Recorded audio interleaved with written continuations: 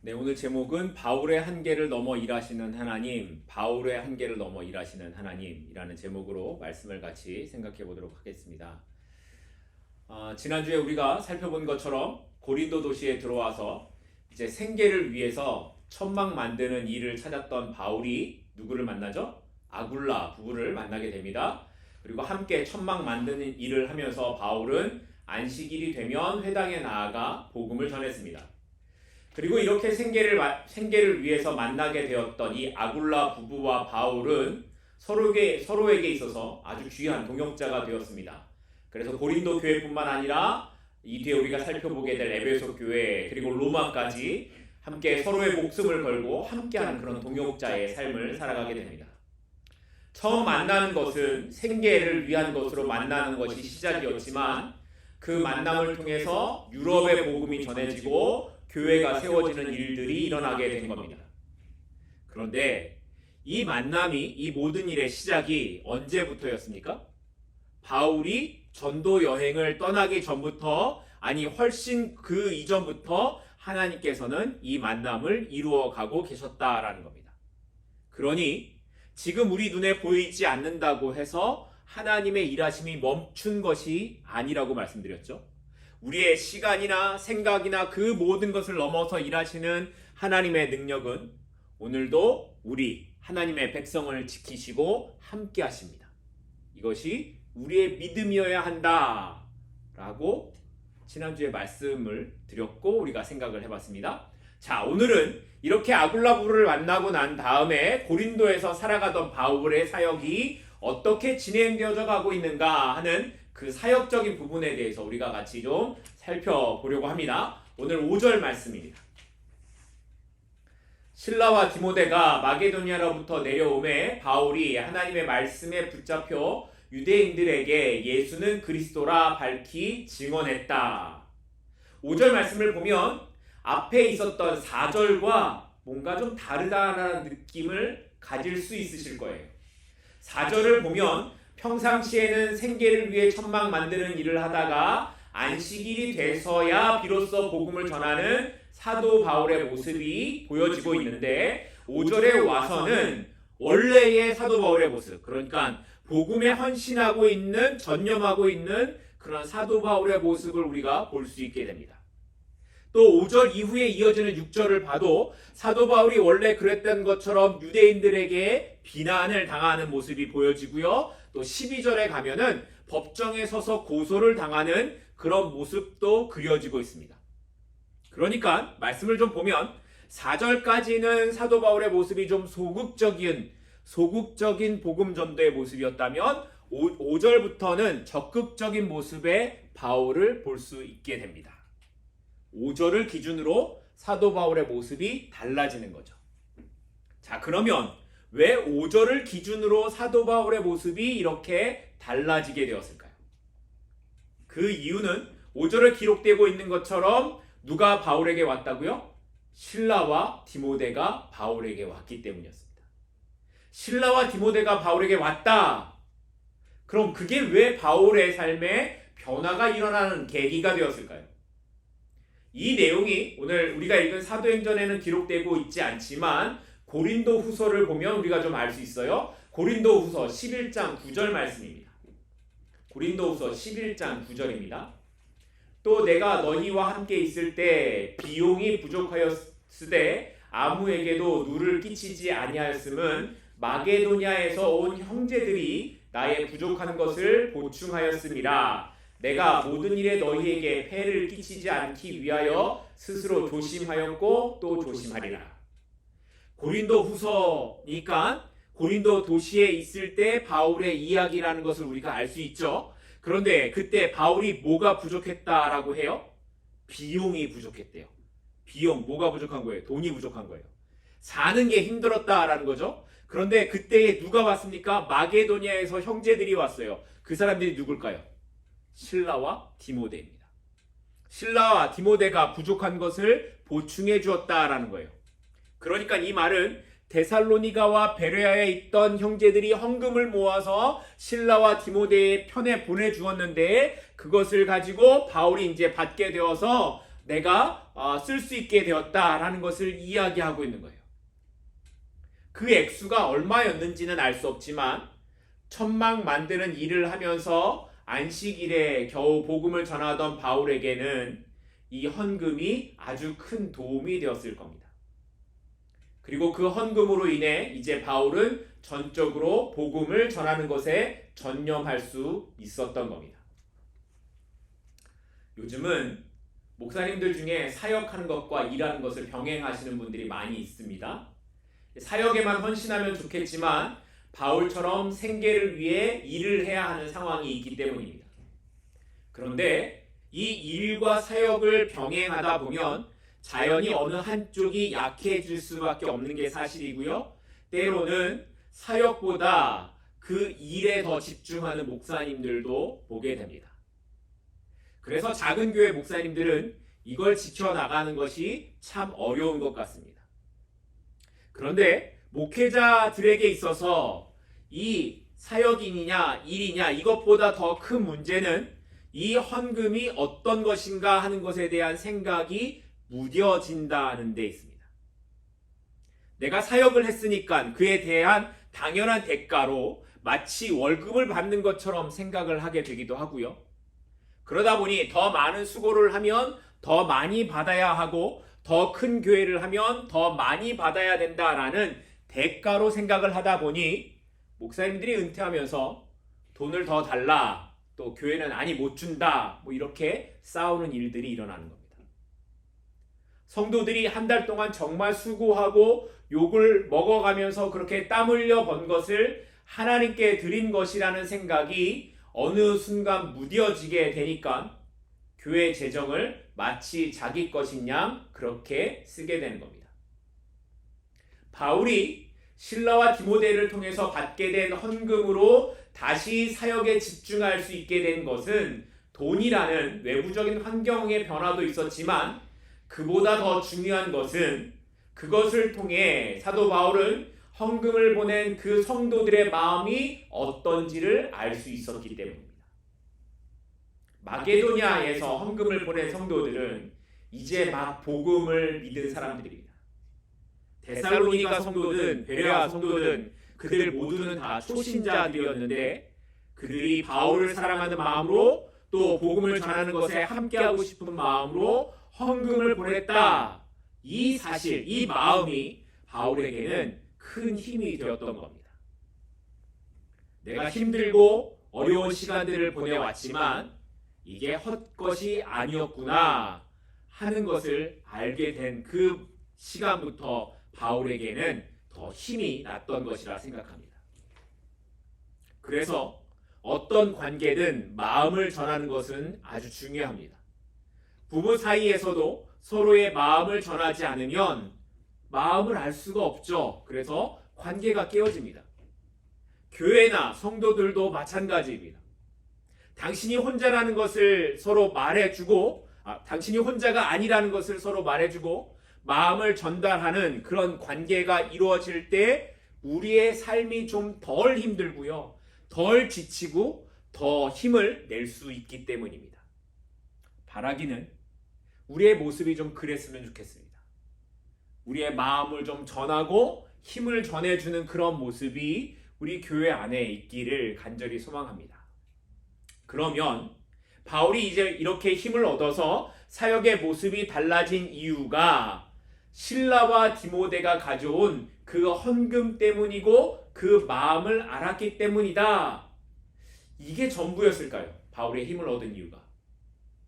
실라와 디모데를 통해서 바울이 힘을 얻었다는 것만으로 바울의 모습이 달라질 수 있었을까요? 그게 아니기 때문에 이야기하는 거죠. 5절 말씀을 그래서 우리가 보면 바울이 복음을 전하는 것에 집중할 수 있게 된 이유 중에 아주 중요한 이유를 한 단어로 기록을 하고 있어요. 바울이 하나님의 말씀에 붙잡혔다라고 하는데 그때 붙잡혀라는 이 단어입니다. 이 단어가 헬라어로는 슈네코라는 단어예요. 그런데 그 뜻이 뭐냐면 결합하다, 둘러싸임을 당하다 이런 뜻입니다. 슈네코, 결합하다, 둘러싸임을 당하다. 사도 바울이 하나님의 말씀에 결합되어 있고 하나님의 말씀으로 둘러싸임을 당한 상태라는 것을 이야기하는 거죠. 말씀에 포위되어서 움직일 수 없는 상태였으니 오로지 복음만을 말할 수밖에 없었다는 겁니다. 그리고 이걸 다르게 말하면 바울 자신의 의지가 아니라 하나님께서 그렇게 바울을 둘러싸고 붙잡고 계셨다라는 것을 의미하기도 합니다. 마찬가지로 우리가 어디에 둘러싸여 있는지가 아주 중요합니다. 우리의 생각이 무엇과 결합되어 있는지가 중요합니다. 우리가 돈이나 음란함이나 세상의 유흥이나 술이나 이런 것에 둘러싸여 있고 생각이 그것에 결합되어 있다면 우린 하나님께 붙잡힐 수 없습니다.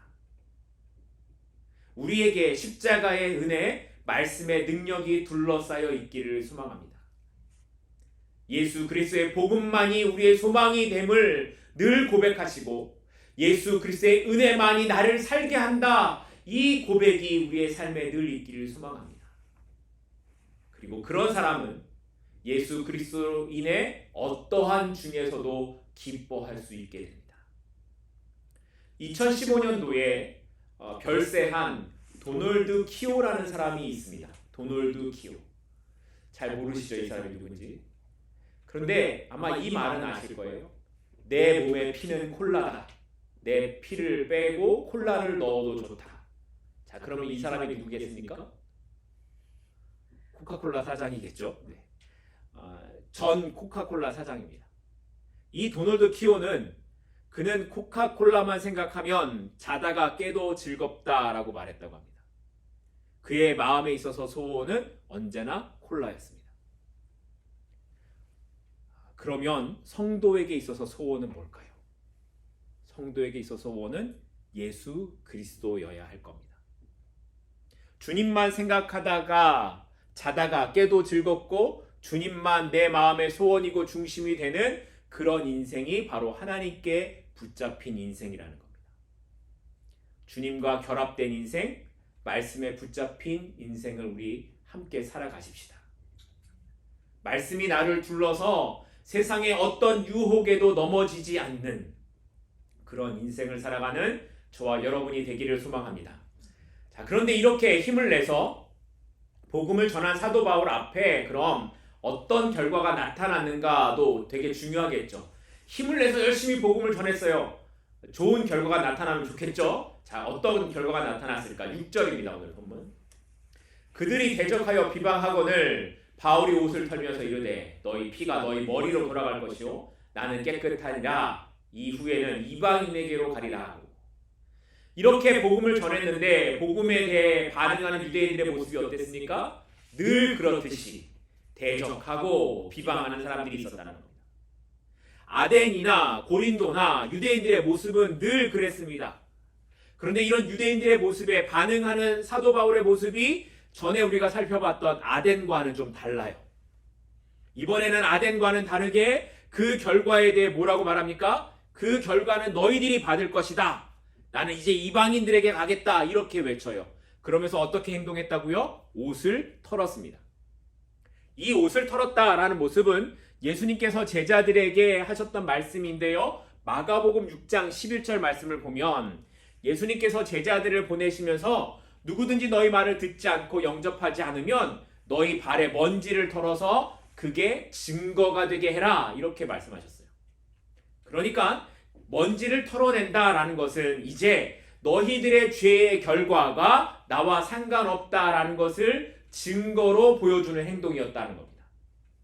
사도 바울은 그렇게 너희들의 죄와 나와 상관이 없다라는 것을 이야기하는 겁니다. 결국 유대인들에게서 이방인들에게로 복음을 전하게 된 사도 바울은 그 후에 7절 말씀을 보면 디도 유스도라는 사람에게로 가게 됩니다. 7절입니다. 거기서 옮겨 하나님을 경외하는 디도 유스도라 하는 사람의 집에 들어가니 그 집이 어디 옆이라고요? 회당 옆이라. 디도 유스도를 라틴어로 발음하면 티티우스 유스투스 이렇게 발음한다 그래요. 이게 로마식 이름입니다. 그러니까 유스도는 어디 사람이라는 거예요? 로마 사람이었다라는 거죠. 그런데 로마 사람인 유스도가 뭘 했다고요? 하나님을 경외했다고요. 로마 사람인 유스도가 하나님을 경외하는 이방인이었다는 겁니다. 다시 말해 이미 디도 유스도는 하나님에 대해서 알고 있었습니다. 그런데 그렇게 하나님에 대해 알고 있던 이 유스도가 바울이 전하는 복음을 듣고 그의 마음에 변화가 일어나고 회심이 일어난 겁니다. 그래서 바울을 자기의 집으로 와서 머물게 했는데 하필이면 그 집이 어디 옆이었다고요? 회당 옆이었습니다. 회당 옆에 있던 그 집이 그럼 어떤 결과를 가져오게 되는가가 8절에 기록돼요. 8절입니다. 또 회당장 그리스도보가 온 집안과 더불어 주를 믿으며 수많은 고린도 사람도 듣고 믿어 세례를 받더라. 그렇게 복음을 전해도 유대인들이 비난하고 조롱만 했었는데 지금 8절을 보니까 누가 예수님을 믿게 됐다고요? 회당장이요. 회당장. 그냥 일반 유대인이 아니라 회당의 장이에요. 그리고 그 사람뿐만 아니라 온 집안이 예수님을 믿고 이어서 수많은 고린도 사람들도 예수님을 믿고 세례를 받았다는 겁니다. 아마도 회당 바로 옆에 있던 유스도의 집에서 복음을 전할 때마다 사람들이 많이 모였겠지요. 그리고 회당장은 그런 바울의 이야기를 자주 듣게 되었을 겁니다. 그리고 하나님의 은혜가 회당장에게 어느 순간 임하게 되면서 그가 주님을 믿게 되는 일이 일어나게 된 겁니다. 바울은 유대인들의 조롱과 비난의 방향을 틀어서 이방인들에게로 갔는데 하나님께서는 그 이방인 유스도뿐만 아니라 심지어 그가 살던 집을 통해서 회당장을 변화시키시고 가족과 다른 사람들까지도 예수 그리스도를 주로 고백하는 그러한 삶이 되도록 이끌어 가셨습니다. 바울의 계획이 아니었습니다. 바울의 계획대로 된 것이 하나도 없습니다. 유대인들에게 복음을 전했지만 실패했고요. 그래서 이방인들에게로 갔는데 오히려 하나님께서는 그 일을 통해 다시 유대인들에게도 복음이 전파되는 일들이 일어나게 하셨던 겁니다. 바울의 선교가 그래왔듯 고린도에서의 전도도 그렇게 바울의 뜻과 다른 일이 일어났던 겁니다. 그렇기 때문에 우리는 내가 계획한 대로 삶의 길이 가지 않는다고 실망할 일이 없다는 겁니다. 때로는 다른 길을 가기도 하고요. 돌아가는 길을 가기도 하는 것 같을 때가 분명히 있습니다. 마치 어떤 순간에 이렇게 가면 이건 분명히 실패야 라고 생각했는데 그래서 다른 길을 가고 있었는데 어느 순간 돌아보니 이 길이 내 계획보다 더 좋은 길이었음을 알게 된다는 겁니다. 그러니 성도에게 있어서 중요한 건 하나님께서는 그 길이 돌아가는 것이든 혹은 아예 다른 길을 가게 되는 것이든 하나님께서는 내 삶을 붙잡고 이끌어 가심을 믿고 흔들리지 않는 삶을 살아야 한다는 겁니다. 그러면 어느 순간에 우리는 그 길에서 하나님의 은혜를 감사하고 찬양할 수 있게 되는 겁니다. 이것이 하나님의 백성이 살아가는 삶의 모습입니다. 자, 그런데 오늘의 본문은 반전이 일어납니다. 오늘의 본문의 반전은 이렇게 8절처럼 고린도 사람들이 복음을 듣고 세례를 받았다는 것으로 끝나지 않고 9절과 10절로 진행되고 있다는 거예요. 9절과 10절 말씀이 그럼 뭘까요? 한번 보도록 하겠습니다. 밤에 주께서 환상 가운데 바울에게 말씀하시되 두려워하지 말며 침묵하지 말고 말하라. 내가 너와 함께 있음에 어떤 사람도 너를 대적하여 해롭게 할 자가 없을 것이니 이는 이 성 중에 내 백성이 많음이라 하시더라. 방금 우리가 살펴본 것처럼 바울이 힘을 얻고 복음을 전해서 유스도와 회당장의 가족과 그리고 고린도의 많은 사람들이 세례를 받는 일들이 일어났으니 다 좋죠. 다 좋은 거 아니겠습니까? 그럼 바울도 더 힘이 났을 텐데 그런데 이어지는 말씀이 뭐예요? 하나님께서 환상을 통해 바울에게 말씀하시기를 두려워하지 말라고 말씀하시는 거예요. 두려워하지 말라고. 이 말을 바꿔서 말하면 지금 바울이 어떤 상태라는 겁니까? 두려움을 느끼고 복음 전하는 것을 주저하는 상태가 되었다는 것. 그래서 하나님께서 두려워하지 말라고, 너를 해롭게 하지 못할 것이라고 환상을 통해서 말씀하고 계셨던 겁니다. 왜 이런 일들이 일어났을까? 왜 바울의 마음이 이런 상태가 되었을까? 이걸 좀 우리가 살펴봐야 되겠죠. 그런데 오늘 본문을 아무리 여러분이 뚫어지게 쳐다봐도 8절과 9절 사이에 아무것도 없어요. 본문에 있지 않아요. 그래서 우리가 본문에 있지 않은 그 행간의 내용을 좀 생각해 봐야 합니다. 고린도의 유대인들은 처음부터 바울이 전하는 복음이 싫었습니다. 그래서 반대하고 비난하고 조롱하고 뭐 그랬겠죠.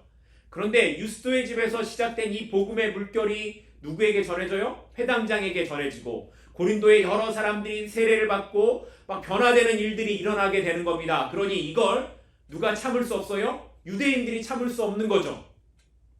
이전에 보면 데살로니가 유대인들처럼 이 고린도의 유대인들도 바울을 괴롭게 하고 위협했을 겁니다. 그래서 12절을 보게 되면 심지어 바울을 법정에 세워서 이제 법으로 심판을 하려는 그런 고소도 하는 일들이 나타납니다. 자, 이걸 한번 바울의 입장에서 여러분들이 한번 상상을 해보는 거예요. 상상을 한번 해보는 겁니다. 바울이 아침에 밖에 나갔는데 문 앞에 협박하는 글들이 막 붙어 있어요. 그리고 막 칼 같은 것도 막 놓여 있습니다. 그래도 나가서 복음을 전하고 있는데 여기저기 뒤에서 막 소리를 지르고 듣고 있는 사람들을 막 위협하는 그런 모습도 보게 됩니다. 그렇게 힘들게 복음을 전하고 집에 돌아왔는데 누군가 뒤를 따라오는 것 같습니다. 그리고 집 앞에는 무섭게 생긴 사람들이 서성거리고 있습니다. 그러면서 너 조심하라고, 빨리 이 동네에서 나가라고 위협을 합니다. 여러분이라면 그럴 때 어떤 마음이 들겠습니까? 저는 나갈 거예요. 지금껏 바울이 이런 일들을 많이 당해왔죠. 그래서 어떻게 했습니까? 베레아에서도 데살로니가에서도 빌립보에서도 도망을 갔어요. 밤중에 도망을 가서 도망간 곳에서 또 복음을 전하다 이런 일을 만나면 또 도망을 가요. 도망을 가고 해서 온 게 고린도예요. 그러니 이번에도 어떤 마음이 일어났겠어요? 조용히 도망가고 싶은 마음이 굴뚝 같은 겁니다. 그런데 그렇게 두려움에 있는 바울에게 하나님께서 하신 말씀이 뭐예요? 두려워하지 말라고, 침묵하지 말고 그냥 복음을 계속 전하라고 말씀하시는 거예요. 왜냐하면 그들이 너를 해하지 못할 것이기 때문이다. 그리고 아직 이 도시에 복음을 들어야 될 나의 백성이 많기 때문이라고 말씀하시는 겁니다. 바울이 몇 번의 죽을 고비를 넘기고 많은 고난을 당하면서 복음을 전했다고 바울은 겁도 없고 그냥 맨날 믿음이 좋고 담대한 사람 아니라는 거예요. 바울도 두렵고 무섭고 힘들고 아프고 외롭고 우리와 똑같은 사람이었습니다. 때로는 자신을 통해 하나님의 능력이 나타나기도 하고 하나님의 일하심을 자신의 눈으로 보기도 했지만 바울 역시 연약한 인간이었다는 겁니다. 그래서 불과 얼마 전에 하나님의 위로하심으로 힘을 얻고 복음도 전했지만 사람들의 위협 앞에서 약해지고 두려워지는 연약함의 모습으로 돌아올 수밖에 없었다는 겁니다. 그런데 중요한 건 바울의 다름은 거기서 멈추는 것으로 끝나지 않았다는 겁니다. 바울은 그렇게 하나님의 음성을 듣고 그 고린도에서 1년 6개월 동안의 사역을 계속해 갑니다. 두려워하지 말고 복음을 전하라는 말씀, 그 도시에 하나님의 백성이 많다는 그 말씀 앞에서 자신의 두려움을 넘어서서 뭘 봐요? 하나님의 능력을 바라보는 겁니다. 자신을 두렵게 하는 상황 속에서 하나님의 말씀과 약속을 계속 생각하고 묵상하는 거예요. 그렇게 오늘 하루를 살아내고 내일 하루도 살아내는 겁니다. 그러면서 그렇게 살아간 바울이 나중에 고린도 교회 성도들에게 이런 고백을 해요. 고린도후서 4장 8절과 9절 말씀입니다. 고린도후서 4장 8절과 9절입니다. 우리가 사방으로 우겨쌈을 당하여도 쌓이지 아니하며 답답한 일을 당하여도 낙심하지 아니하며 박해를 받아도 버림바 되지 아니하며 거꾸로 띠임을 당하여도 망하지 아니한다. 처음부터 바울이 이랬을까요? 처음부터 바울이 이렇지 않았죠. 두려웠지만, 도망가고 싶었지만, 침묵하고 싶었지만, 고린도에서 들었던 하나님의 음성, 그 환상을 통해 언제나 하나님께서 나와 함께 하신다는 그 확신으로 바울은 하루를 살고 또 하루를 살아갔기 때문이었습니다. 바울에게 환상을 통해 말씀하셨던 하나님께서는 지금 우리에게도 성경을 통해 동일하게 말씀하십니다. 지금 잘 된다고 교만하지 말고 어렵다고 낙심하지 말아라. 우리가 살아가는 모든 시간을 하나님께서 인도하시기에 우리가 답답한 일을 당하거나 거꾸로 뜨림을 당하는 상황이 와도 우리는 망하지 않습니다.